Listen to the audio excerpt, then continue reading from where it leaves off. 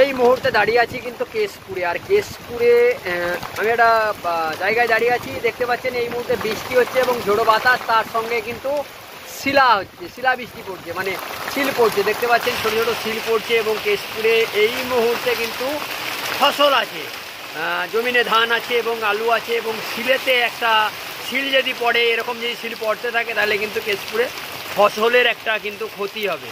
আর এই মুহূর্তে হঠাৎ করেই কেশপুরে কিন্তু ঝোড়ো বাতাস, তারপরে কিন্তু বৃষ্টির পরেই কিন্তু ঝিরিঝিরি বৃষ্টি হচ্ছে এবং তার সঙ্গে শিল পড়ছে, দেখতে পাচ্ছেন এই মুহূর্তে সরাসরি কিন্তু আমরা দেখাচ্ছি সেই শিলের চিত্রটা।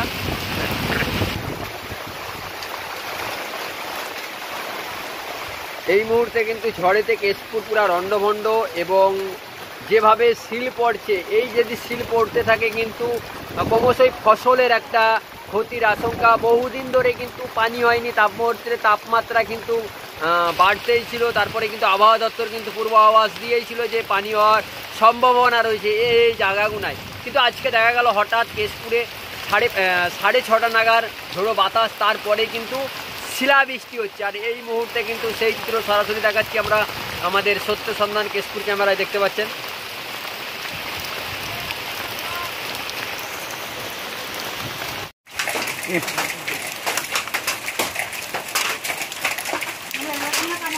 বাবরে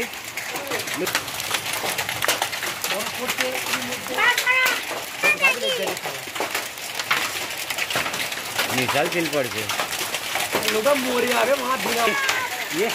তোলা বিছানা হয়ে গেছে, তোলা বিছানা হয়ে গেছে।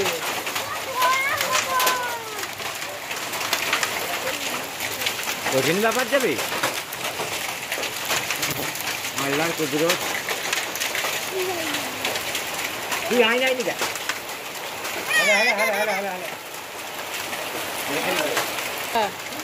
যাচ্ছি দাও আমি বরফ থাম তোমার না